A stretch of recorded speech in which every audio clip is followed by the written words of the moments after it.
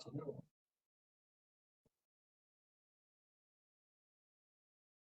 Bom, boa noite a todos, sejam bem-vindos a mais uma live do Becri.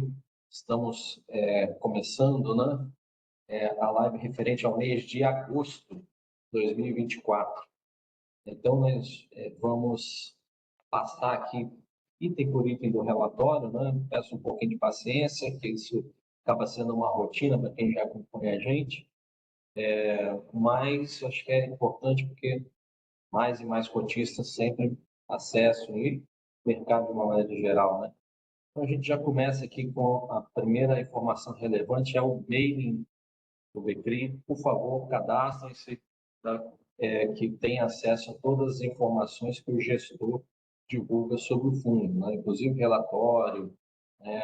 Live, e é um canal também que os cotistas podem interagir, né? Para tirar todas as dúvidas, esclarecer, né?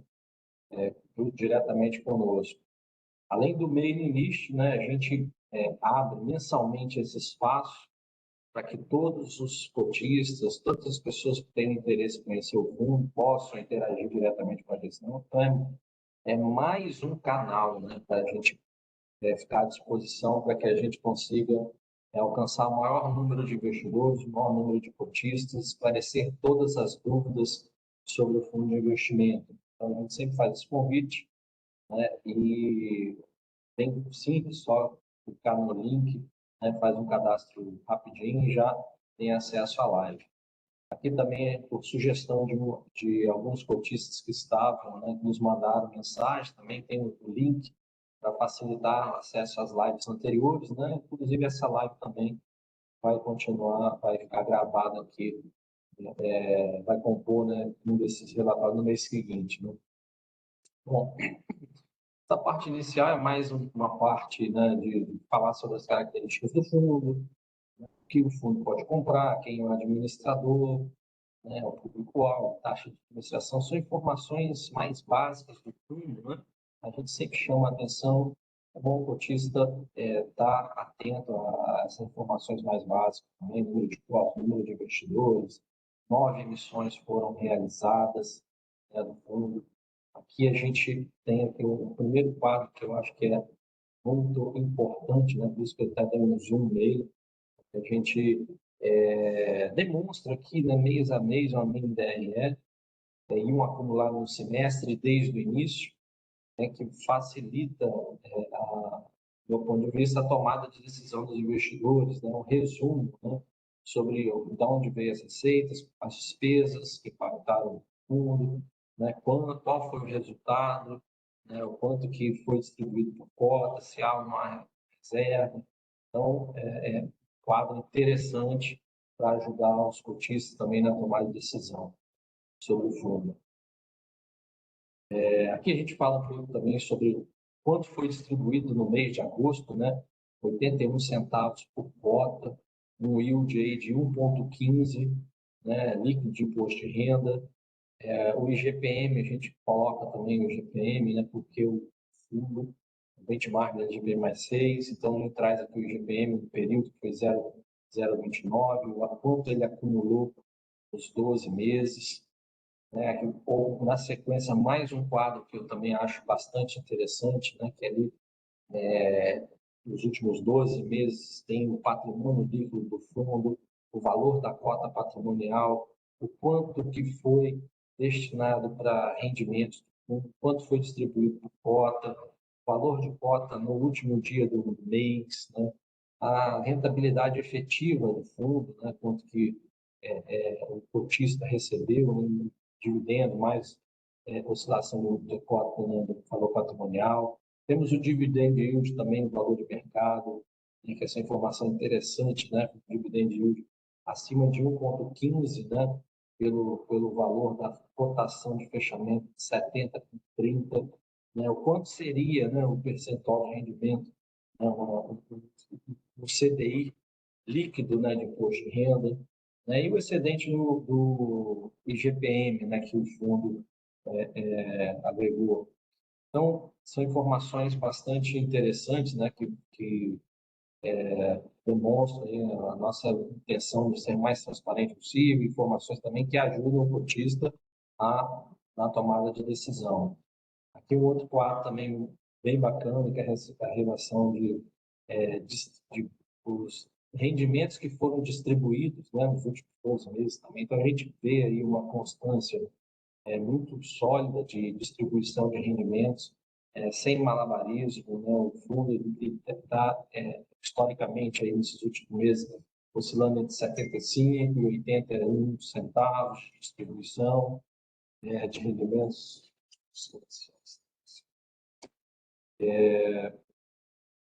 Que a gente fala um pouco também sobre a distribuição de rendimentos, como funciona, né? Porque existe um impacto, né, de dias úteis nesses dividendos, existe um impacto da correção da inflação, né, como essa correção ocorre. Então, está tudo explicado nesse tópico aqui, né? Como é que é feito também a distribuição dos CRIs, né? De cada um dos CRIs. Então, tem uma evolução também do gráfico da inflação, né? Que no passado recente o GPM estava mais baixo, o GPM já começa também a pressionar, né, a inflação, 4,26. Então, a gente está num momento aí de atenção com inflação, tanto é que o Banco Central agora iniciou um novo ciclo de aperto monetário para controlar, né, as expectativas e trazer as expectativas para a meta. Aqui é uma composição de rendimento, como é que foi, né, distribuído os rendimentos entre correção monetária, juros principalmente. Aí a gente entra na composição da carteira dos fundos, né, de como está distribuído cada um dos ativos e seu peso, as taxas que indexam a cada um deles, o status, né, essa aqui também é uma informação interessante, contar com essa setinha, esse tiquezinho verde, o CRI está, né, rodando, né, tranquilo, normal. Quando tem uma exclamação aqui, por causa do WAM, é um CRI que tem um waiver, né? Ele teve algum tipo de problema e agora, né, foi convocado uma assembleia, e os crisistas decidiram em assembleia, né, dar um waiver, né, para esse papel, para esse ativo. Então, tem o WAM, então o GVI, o circuito de compras. No final do relatório, a gente apresenta lá cada um deles, como é que está a atualização hoje, né, de como está a condição de cada um desses ativos. E quando tem um X vermelho aqui, o que o CRI realmente está inadimplente, como é o caso do CRI Croton, né, a Anguera, né, mais à frente a gente vai comentar também sobre esses ativos, mas já adianto que está no arbitral, né, a locatária devolveu, né, as chaves, entregou o imóvel e questiona o pagamento ou não da multa do contrato atípico de aluguel. A gente acha que não deveria nem ser passível esse questionamento, mas a empresa seguiu por esse caminho e a gente precisa, né, aguardar os trâmites legais, né, da arbitragem para que a gente tenha nosso direito resguardado, né? Então, isso gera estresse, né? Isso é muito ruim quando acontece algo do tipo. Então, a gente teve também aqui a BR Distribuidora, né, que Vibra, né, que está também na mesma situação, situações mais ou menos semelhantes do ponto de vista do contrato atípico de aluguel, mas são situações diferentes, né? A BR Distribuidora entrou com uma arbitragem, a Vibra, né, entrou com uma arbitragem para renegociar os termos do aluguel.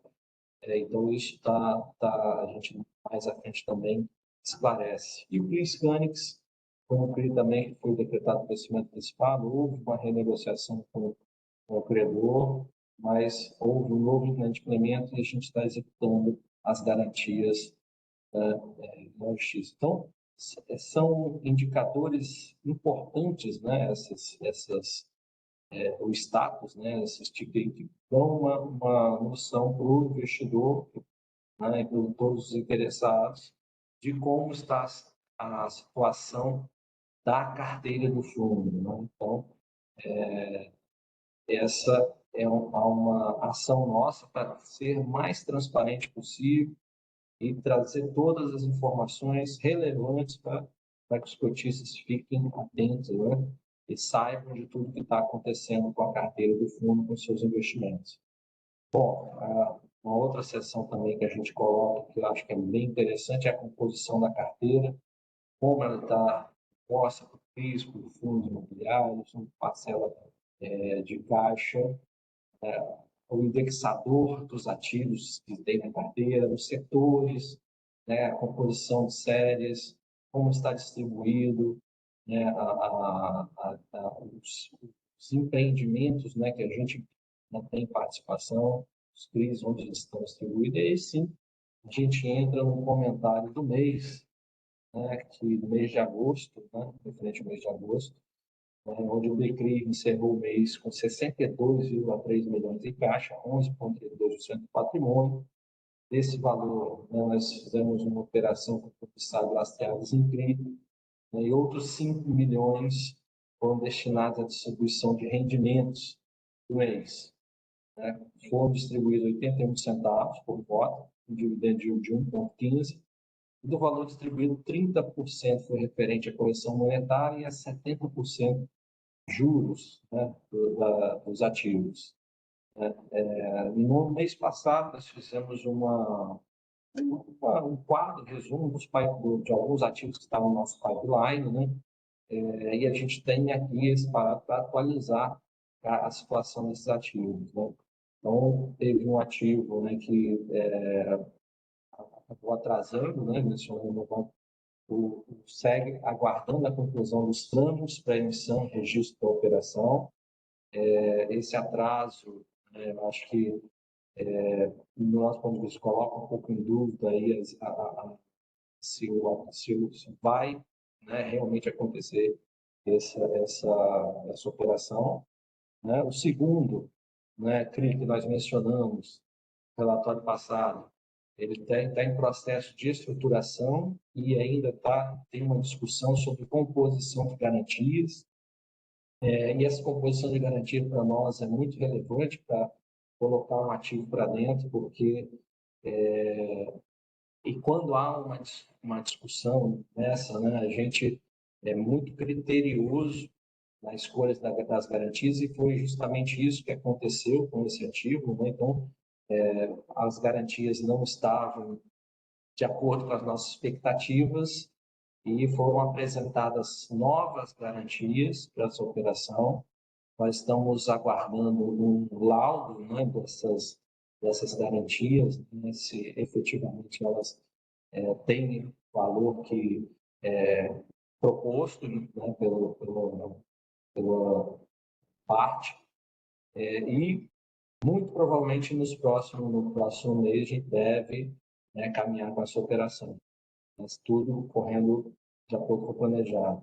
E teve um outro ativo também que nós colocamos na carteira, como uma possibilidade, isso ainda estava em análise, né? E essa análise nós identificamos que as garantias não estavam de acordo com a nossa expectativa, então nós declinamos da operação.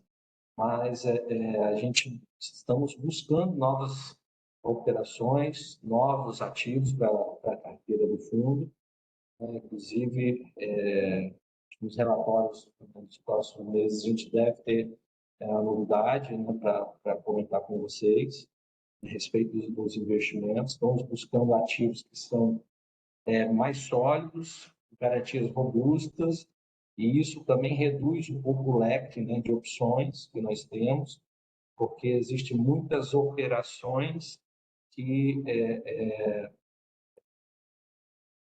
prontas para vir, mas que embute um nível de risco maior, embute garantias que talvez não sejam aquelas que nos dão o conforto necessário para aplicar os recursos do fundo, e é um pouco disso que trata, né, esse próximo parágrafo, né? A gente percebe aqui que uma queda no volume de emissões de novos CRIs, né? As características que nós gostamos, né? Assim, tendo em vista o reduzido número de oportunidades adequadas ao perfil do BCRI. Né? Acreditamos também que isso seja reflexo da curva longa de juros que tem se mantido próximas às máximas históricas. Né? Uma das consequências, né, da taxa de juros estar no patamar restritivo por muito tempo e que a gente assim, essa nova sinalização do Banco Central que vai agir para trazer a inflação para o centro da meta, né? Isso é um freio para a economia, né? Se de um lado o fiscal está ajudando a economia, o PIB crescendo, surpreendendo o crescimento, por outro, né, esse fiscal mais frouxo estimula a economia e, do outro lado, o Banco Central tentando reduzir a inflação ou fazer com que as expectativas converjam para a meta. Então, essa falta de sintonia entre a política monetária e a política fiscal gera uma necessidade de taxa de juros mais elevada, e taxa de juros mais elevada inibe investimentos. Então, a gente tem aqui uma situação onde, né, as empresas que podem esperar acabam aguardando o melhor momento para emitir dívidas a um custo mais barato. Então, isso tem feito nas empresas mais capitalizadas, que adiam alguns de seus investimentos, tornando menos crédito. Como eu falei, né, nessa mesma tendência, em sua última reunião, já no mês de setembro, o Banco Central, observando expectativas de alta da inflação para os próximos anos, o Copom iniciou um novo ciclo de alta da taxa básica de juros, elevando a Selic em 0,25, atingindo o patamar de 10,75. Com isso, a remuneração dos recursos disponíveis em caixa se beneficia de um melhor retorno diante de uma inflação que tem se mantido abaixo do teto da meta, enquanto as operações do nosso pipeline não se concretizam. Né? Então, isso, obviamente, gostaríamos de ter alocado caixa, né? O objetivo do fundo é esse, mas a gente pondera bastante o risco-retorno e o benefício que essas operações trariam para a carteira. Né? Então, a gente não quer colocar qualquer tipo de operação, né? Nós queremos aquelas que nós acreditamos que vai ser benéfica para o fundo, que vai trazer, vai agregar para a carteira em termos de qualidade, em termos de garantia e rentabilidade. Então, em agosto, em tendência de alta, o IGPM apresentou valorização de 0,29, resultado de 4,26 no acumulado de 12 meses. O PCA apresentou leve queda de 0,02 no mês, atingindo um acumulado de 12 meses, resultado de 4,24. Aí, para finalizar o último parágrafo, um convite, né, para que os investidores se cadastrem no mailing list para receber todas as informações do fundo, só reforçando aquilo que eu já havia comentado. Como eu falei, no final do relatório, aqui a gente coloca um quadro resumo das operações que estão com algum tipo de waiver, né, ou inadimplência. Então, a gente tem um ativo aqui, da BR Distribuidora, que agora é Vibra, né? E aí a gente tem o percentual que está inadimplente e uma atualização. Não houve uma atualização no mês para cá, porque não temos os fatos novos, mas assim que nós tivermos fatos novos sobre cada um dos ativos, esse quadro aqui, resumo, vai com certeza refletir essas atualizações. Né? Então, ainda, né, está no processo arbitral, né? O imóvel foi arrematado pela Vibra, e ela anunciou que não pagaria mais aluguel. Nós tivemos uma decisão aí da Justiça que obrigou, né, ela a continuar pagando o aluguel à securitizadora, mas a securitizadora não pode passar esses valores para os investidores até que tenha uma sentença final do caso. Então, acho que isso foi uma decisão prudente para preservar ambas as partes, né? Enquanto não se discute isso. Obviamente que a gente não concorda com a atitude da empresa, mas, diante dos fatos, melhora né, essa questão de entendendo que, né, não faz sentido a ação da empresa, o valor já estaria reservado para os detentores do CRI, para a securitizadora. O circuito de compras também tem o fluxo adimplente, né, desde essa assembleia que aprovou aqui o waiver para pagamento de 60% dos juros em 2024, 75% dos juros em 2025, e a partir de 26 o pagamento dos juros é 100%. Nós não estamos tendo nenhum tipo de problema com esse fluxo acordado dessa forma com o waiver, né? O GVI também, a Assembleia deliberou para a renegociação do ativo, né, com waiver, né, de pagamento de amortização até dezembro de 24, postergação do vencimento, né, de junho de 28 para setembro, para julho de 30, e com a redução também de juros aí da operação de 10,5 para 7. Né? O Free também é uma situação que a gente já comentou, né, que ele está em processo de arbitragem. Também a locatária devolveu, né, as chaves e deveria pagar uma multa referente, né, às parcelas que seriam a vencer, mas ela optou por seguir com uma arbitragem, entrar no processo arbitral para discutir cláusula do contrato. E, do meu ponto de vista, se precisa cumprir o que está acordado entre as partes desde sempre, né? A gente espera firmemente que seja essa a conclusão que o Tribunal Arbitral também decida no final desse trâmite todo. O CRIS, antes, como eu falei, é um CRIS que foi decretado o vencimento, feito um ajuste com o devedor, ele voltou a descumprir essa negociação e a gente agora está com um processo de judicialização em curso. Aí o WAM, né, que foi aprovado na Assembleia com concessão de waiver de juros e amortização até janeiro de 2025. Então, aqui depois a gente coloca um quadro aqui sobre as negociações, o volume que foi negociado e, na sequência, detalha, né, cada um dos ativos da carteira do fundo. Então, pessoal, a princípio, sobre o relatório é isso. Eu fico aqui à disposição para esclarecer qualquer dúvida que possa surgir. Marcos, acho que hoje teve pouca novidade, sim, né? Também você foi bem, a explicação foi bem completa. Acho que ninguém tem dúvida, não. Até agora não surgiu nenhuma pergunta. Se você quer aguardar mais um pouco. Vamos aguardar um pouquinho, né, para ver se aparece uma pergunta, mas realmente, assim, sobre os CRIs inadimplentes, acho que a gente já falou bastante a respeito, né? A gente tenta trazer todas as informações disponíveis, sempre mantê-los atualizados.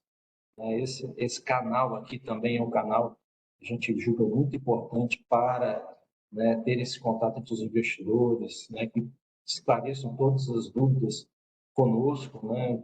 E se tiver alguma questão que possa, porventura, a gente não esclarecer, ou que pode mandar um e-mail, né, para gestão.btvm@banestes.com.br, que a gente também responde. Então, acho que é um compromisso nosso aqui de mantê-lo sempre informado, de fazer essa live, para que, né, surgindo dúvidas, a gente possa esclarecê-la a qualquer tempestivamente. Né? Bom, mas acredito então que não teremos perguntas hoje, não? Então, Até agora não, parece que todo mundo satisfeito aí com a apresentação. Não teve nenhuma dúvida aqui, nenhuma pergunta. então eu gostaria de agradecer, né, o tempo de vocês, a confiança, e falar que nós estamos aqui à disposição para esclarecer qualquer dúvida. Muito obrigado e até a próxima.